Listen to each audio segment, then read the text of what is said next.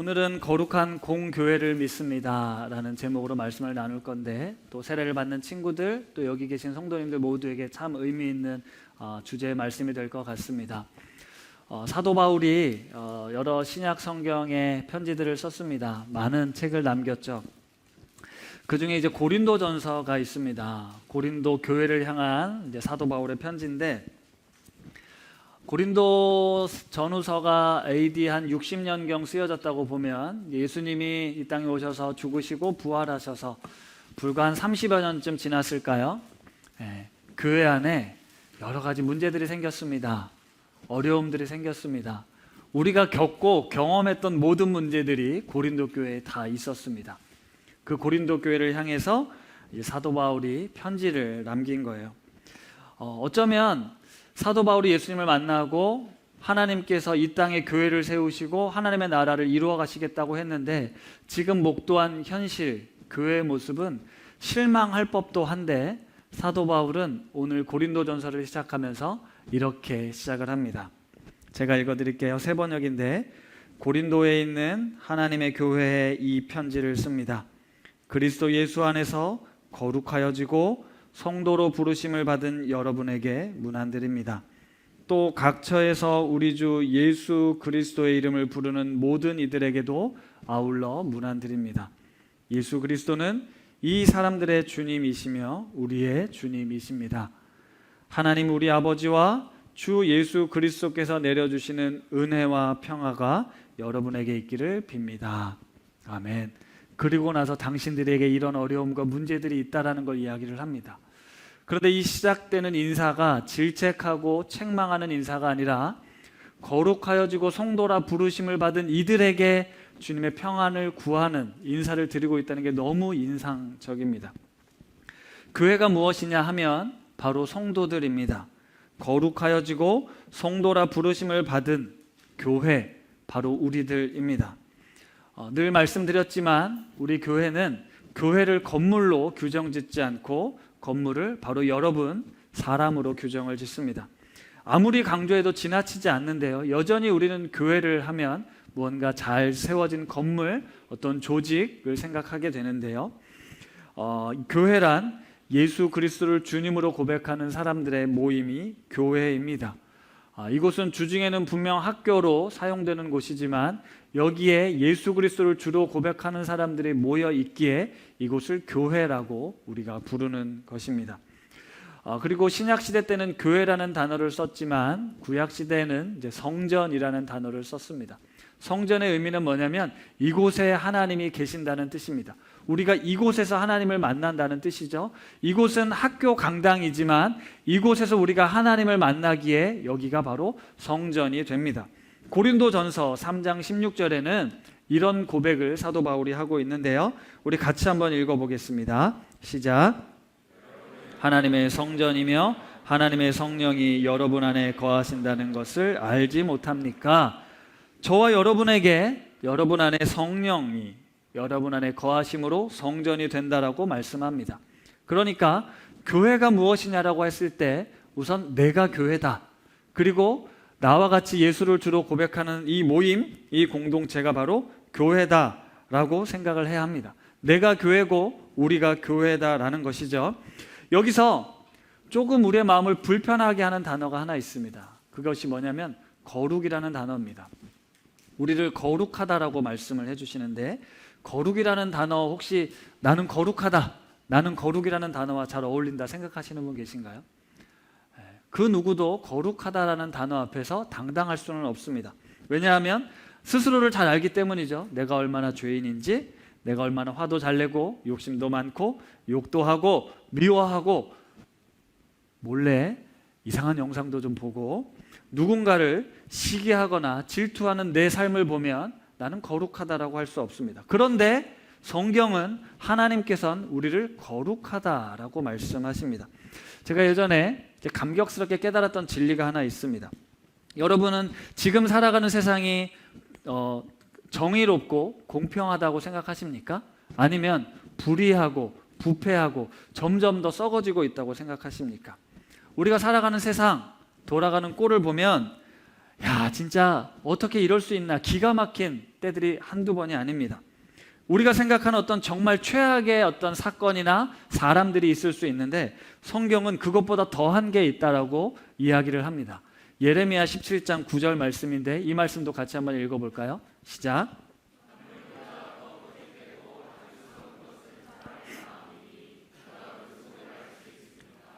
만물보다 더 거짓되고 아주 썩은 게 있는데 어디냐? 사람의 마음이라는 겁니다.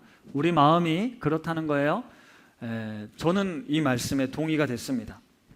제가 여러분들 앞에 목사로 살아가고는 있지만 저도 제 마음이 얼마나 추잡하고 더럽고 죄로 가득한지 하나님은 알고 있고 저도 알고 있습니다. 물론 아닌 척 살아가지만 실제로 우리가 다른 사람들을 욕하지만 결국 내 속에 있는 죄성, 그 악함, 그 참혹함을 생각하면 부끄러울 수밖에 없죠. 어쨌든 이 만물보다 더 거짓되고 더 썩은 곳이 어디예요? 우리 마음이에요. 그런데 예수님이 어디 계십니까? 우리 마음에 계신다는 거죠. 요한계시록 3장 20절 우리가 잘 아는 말씀인데 한번 같이 읽어볼까요? 시작. 내가 문 밖에 서서 두드리노니 누구든지 내 음성을 듣고 문을 열면 내가 그에게로 들어가 그와 더불어 먹고 그는 나와 더불어 먹으리라. 아멘. 문을 엽니다. 여기에서 문은 무슨 문인가요? 마음의 문이에요. 우리의 마음의 문을 열면 예수님이 거기에 들어오신다는 겁니다. 그런데 그 마음이 어떤 곳이에요? 더럽고 냄새나고 부끄럽고 부패한 곳이었습니다. 이곳에 예수님이 거하신다라는 거예요. 분명 예수님을 모셔드렸지만 여전히 내 삶은 무질서하고 아픔이 있고 깨어졌고 냄새가 나지만 예수님이 계시니까 어떤 곳이 되냐고요? 거룩한 곳이 된다는 거예요. 이런 말도 안 되는 걸 하나님께서 하신다는 겁니다. 우리가 거룩에 대해서 이야기할 때 그래서 이 개념이 매우 중요한데요. 이건 사랑으로밖에 설명이 되지 않습니다. 내가 윤리적으로 또 도덕적으로 완벽하다고 해서 거룩해지냐? 절대 그럴 수 없습니다. 우리가 거룩해질 수 있는 유일한 방법은 예수 그리스도밖에 없습니다. 예수님이 내 안에 계시면 우리는 거룩한 존재가 되는 거예요. 나는 스스로 절대로 거룩해질 수 없다라는 사실을 인정하고 예수 그리스도를 내가 내 삶의 주인으로 마음으로 받아들일 때 우리는 거룩해진다는 거예요. 근데 우리 친구들도 고백하고 여기 계신 많은 성도님들이 고백할 겁니다. 예수님이 여전히 계신데도 내 안에 거룩함이 완성되지 않은 것 같죠. 예수님이 분명히 내 안에 계신다라고 나는 믿는데 내 삶을 보아하니 거룩한 것 같지 않습니다. 네, 맞습니다. 예수님께서 찾아오셨지만 우리가 일순간에 깨끗한 존재, 거룩한 존재, 의로운 존재로 바뀌지 않습니다. 솔직히 말하면 여전히 지저분하고 여전히 부끄럽고 여전히 수치스러운 것들이 내 안에 존재하고 있지만 예수님께서 우리와 함께 하심으로 우리는 거룩한 존재가 된다라는 거예요. 그리고 거룩한 존재가 되었기 때문에 그 더러운 것들, 그 악한 것들, 그 지저분한 것들을 주님과 함께 하나씩 하나씩 치워가는 겁니다. 예전에 아주 오래된 책이에요. 담이라는 책이 하나 있었습니다. 이 책을 살펴보면 예수님이 우리 마음, 우리가 쌓아놓은 담에 들어오셔서 우리의 어떤 수치, 욕심, 정욕, 시기, 질투 이런 우리 안에서 가지고 있으면 안 되는 것들을 이제 하나하나 밖으로 끄집어내고 허물게 하세요. 그런데 예수님이 우리 마음에 들어오셔서 점령군으로 행세를 하지 않으십니다. 너 나를 받아들였잖아. 이제 내 말대로 해야 돼. 이거 치워, 저거 치워, 이거 하면 안 돼, 저거 하면 돼라고 명령하지 않고 상윤아 이건 뭐니? 이걸 이렇게 치우면 좀 어떨까? 네 마음은 좀 어떠니? 이거 할 수 있겠니? 어려우면 좀 쉬었다 할까? 내가 기다려줄게. 걱정하지 마. 포기하지 마. 내가 있으니까 괜찮을 거야. 염려하지 마. 우리 예수님은 이런 예수님이세요. 오시자마자 너 어떻게 이럴 수 있냐? 너 나를 주인으로 모신 다음에 왜 이거 못 버리니라고 책망하지 않고 우리의 때, 각자의 때에 맞게 기다려주시고 함께 하나님의 나라를 향해, 완성을 향해 같이 걸어가 주시는 분이 우리 예수님입니다. 그래서 우리가 예수님을 좋아하는 거예요. 나를 존중해주고 나를 이해해주기 때문에. 사람은 이해 못합니다. 지난번에도 말씀드렸지만 부모들도 다 이해 못합니다. 아무리 가까워도 그 속마음을 다 헤아릴 수 없지만 우리 주님은 아시기 때문에 우리를 선한 길로 또 거룩한 길로 완성시켜 간다는 거예요. 그래서 거룩하다라고 말할 땐 지금 현재를 말하는 것이 아니라 완성될 그 상태까지 우리 주님이 보셔서 우리를 거룩하다, 거룩한 성도라, 거룩한 교회다라고 말씀하시는 겁니다. 그런데 오늘 이 사도신경엔 거룩한 공교회를 믿는다라는 표현이 나옵니다. 거룩한 교회를 믿는 게 아니고 공교회를 믿는데, 이 공이라는 단어는 영어로 말하면 캐톨릭입니다. 어서 많이 들어보셨죠? 카톨릭. 사도신경을 오늘 영어로 번역하면 The Holy Catholic Church라고 되어 있어요. 나는 The Holy Catholic Church를 믿습니다. 이거 뭐 천주교를 믿어라, 가톨릭을 믿어라, 그런 의미는 절대로 아닙니다. 이 가톨릭이라는 단어의 뜻은 공공성, 보편성, 모든 사람에게 열려져 있는 이러한 뜻입니다. 다시 말하면 우리는 거룩한 교회인데 모든 사람, 그 누구도 차별하지 않는 교회를 믿습니다. 왜요? 예수 그리스도가 나의 주인이라고 고백하는 모든 사람은 우리가 한 공동체가 될 수 있다는 거예요. 그러니까 교회는 보편적으로 열려있는 교회입니다. 초대교회 1세기에 교회의 가장 큰 특징은 뭐였냐면 당시는 계층이 나뉘어져 있었습니다. 구분되어 있었어요. 사람들이, 유대인들이 가는 곳, 또 이방인들이 있어야 할 곳이 나뉘어져 있었어요. 그러나 교회는 유대인과 이방인이 함께 섞였습니다. 헬라인과 히브리인이 함께 섞였어요. 주인도 종도 같이 와서 예배를 드립니다. 같이 식사를 합니다. 남녀를 구분하지 않습니다. 노인과 아이들을 구분하지 않아요.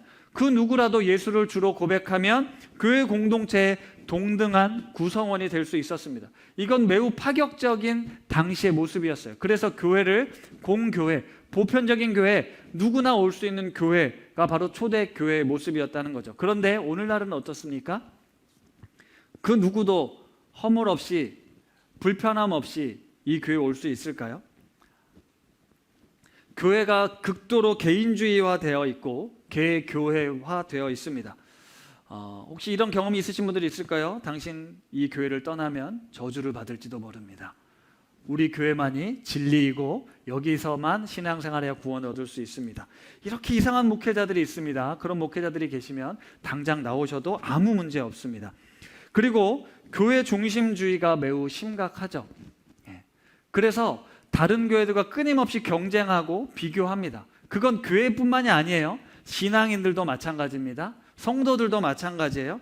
우리는 뭔가 경쟁하고 분열하고 이렇게 갈등하는 것들을 너무 당연하게 생각하는데, 하나님은 모든 사람들이 주의 이름 안에서 함께 모여 세워가는 공동체를 세우기를 원하십니다. 우리 시대의 교회가 가장 욕먹는 부분이 무엇입니까? 폐쇄적이고 독단적이고 변협하다라는 것, 그건 많은 사람들이 인정하는 교회의 모습입니다. 더 이상 우리는 공교회가 아니라 자기밖에 모르는 교회, 자기밖에 모르는 그리스도인들, 지극히 이기적이고 세상 사람들보다 더 개인적인 교회 성도들이 되어버렸다는 거죠. 따라서 다양성을 포용할 능력을 상실한 게 바로 교회입니다. 우리는 매주 거룩한 공교회를 믿습니다라고 사도신경으로 고백하고 있지만 우리는 믿지 않습니다. 나는, 아니면 우리들끼리만, 나와 마음에 맞는 사람들끼리 모여있는 교회를 믿지, 나와 다른 사람들과, 나와 성격이 다르고 생각이 다르고 정치 색깔이 다르고 관점이 다른 사람들과 한 교회를 이룬다라고 믿지 않습니다. 하나 되고 거룩하고 보편적이고 사도적인 교회를 믿는 것이 아니라 나에게 맞고 내 입맛에 맞고 나와 수준이 같은 사람들과 신앙생활을 해야 된다라고 생각하는 것이죠. 우리는 그걸 넘어서는 성도님들이 되시기를 바랍니다. 이걸 넘어서 보편적인 교회를 믿습니다라고 고백하고 내가 교회가 되어서 그 누구도 품어낼 수 있는, 받아들일 수 있는 성도님들, 교회가 되실 수 있기를 바랍니다. 사실 목회자로서 살아가면서 너무너무 실망할 때도 있고요, 스스로를 너무 절망을 느낄 때도 있습니다. 내 모습도 그렇고 우리 성도들도 그렇고 교회를 보면서 너무 실망할 때가 많다라는 거죠.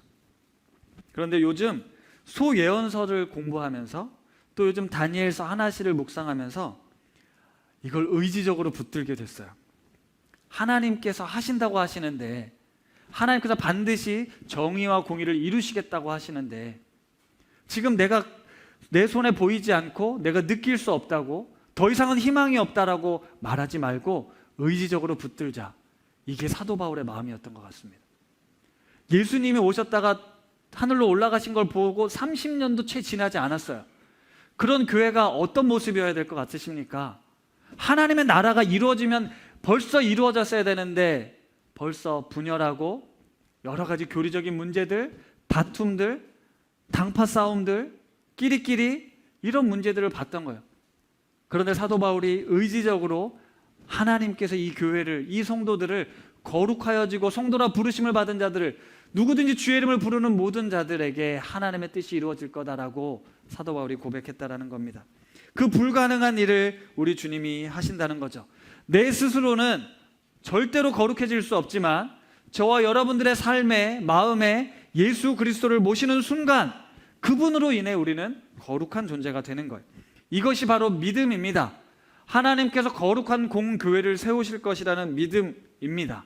아멘. 저는 이 고백을 풀어서 다시 이렇게 고백하고 싶어요. 나는 믿습니다. 하나님의 나라가 이 땅에 임할 것을 믿습니다.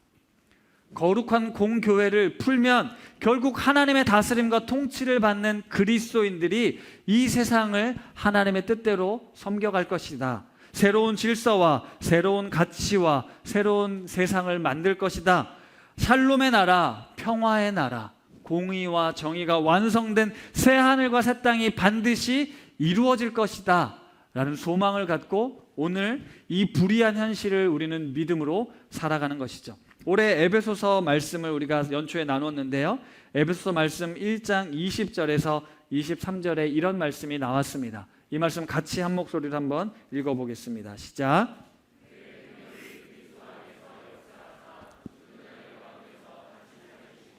하늘에서 자기의 오른편에 앉히사 모든 통치와 권세와 능력과 주권과 이 세상뿐 아니라 오는 세상에 일컫는 모든 이름 위에 뛰어나게 하시고 또 만물을 그의 발 아래에 복종하게 하시고 그를 만물 위에 교회의 머리로 삼으셨느니라. 교회는 그의 몸이니 만물 안에서 만물을 충만케 하게 하시는 이의 충만함이니라. 아멘. 여러분, 이 말씀을 잘 기억하시기 바랍니다. 하나님께서 예수 그리스도를 통해서 하시는 일이 무엇이냐면 그분을 십자가에 달려 죽게 하셨지만 하늘로 올리셔서 지금 이 세상을 다스리고 통치하고 있습니다. 세상의 모든 이름 위에 뛰어난 이름을 예수 그리스도께 주셨어요. 하지만 우리가 눈에 보이는 현실, 내가 당하고 있는 이 상황들은 하나님이 정말 계신가? 의심하게 하고 또 염려하게 합니다. 그건 지극히 당연하지만 믿음은 그걸 뛰어넘어 모든 만물을 그 발 아래 복종케 하시고 모든 만물 위에 교회를 머리로 세우신 하나님께서 그 일들을 하실 것이다라는 그 믿음을 가지고 오늘 우리는 살아가는 겁니다. 그게 믿음입니다. 하나님은 만물 안에서 충만하게 존재하세요. 모든 만물, 사람, 사건, 물건, 모든 세상에 하나님이 충만하시는 거죠. 그런데 그 일을 어떻게 이루시냐? 교회를 통해 이루신다는 거예요. 높은 듯 우신 교회가 아니고 교회된 여러분들, 교회된 나를 통해서 하나님의 뜻을, 하나님의 나라를 세우시겠다라는 겁니다. 이 말도 안 되는 일을 누가 하신다고요? 하나님이 하시겠다는 거예요. 저와 여러분들을 통해서, 우리 학생들을 통해서 그 일을 하시겠다라는 겁니다. 예수 그리스도를 주인으로 모신 성도들을 통해서 말이에요. 우리가 바로 그 교회로 살아가는 성도들, 이게 얼마나 영광스러운 일인지, 얼마나 감격스러운 일인지 아셨으면 좋겠어요. 그리고 오늘 좀 내가 좀 보잘것없어 보이고 실패하는 것 같이 보이고 가능성이 없다라고 느껴질 때 그건 당연하다. 하지만 그 가능성을 넘어 그 불가능을 넘어 가능케 하시는 분이 나의 아버지, 나의 하나님이 되신다. 그분이 내 안에 계심으로 이 일들이 이루어지게 될 것이다라는 믿음 가지고 담대하게 살아가실 수 있는 우리 성도님들, 또 우리 팀즈누리 학생들 되면 좋겠습니다. 말씀을 마무리하겠습니다. 사랑하는 오신 가족 여러분, 거룩한 공교회를 믿는다라는 고백을 드릴 때마다 기억하십시오. 이 땅을 살아가는 우리들, 특별히 예수를 주로 고백하며 신앙을 가지고 살아가는 우리들이지만 지금 내가 지나고 있는 삶, 아니면 우리 가정의 모습, 또는 우리 교회의 현실, 그동안 내가 쭉 겪어와서 어쩔 수 없어, 불가능해, 이거는 안 돼 라고 경험했던 현실들이 있을 겁니다. 그런데 우리가 거룩한 공교회를 믿습니다라는 이 고백은 그 불가능한 거 어쩔 수 없어라고 넘어가는 것이 아니고, 세상이, 사탄이 다 헛되다, 소망이 없다라고 아우성칠지라도 만물을 다스리시는 전능하신 하나님께서 거룩한 공교회를 통해 저와 여러분을 거룩한 공교회로 만드셔서 이 땅에 하나님의 다스림과 하나님의 통치, 하나님을 믿는 사람들의 삶을 통해 이 세상을 하나님의 뜻대로 바꾸실 것, 그것을 믿음으로 고백합니다 라는 고백입니다.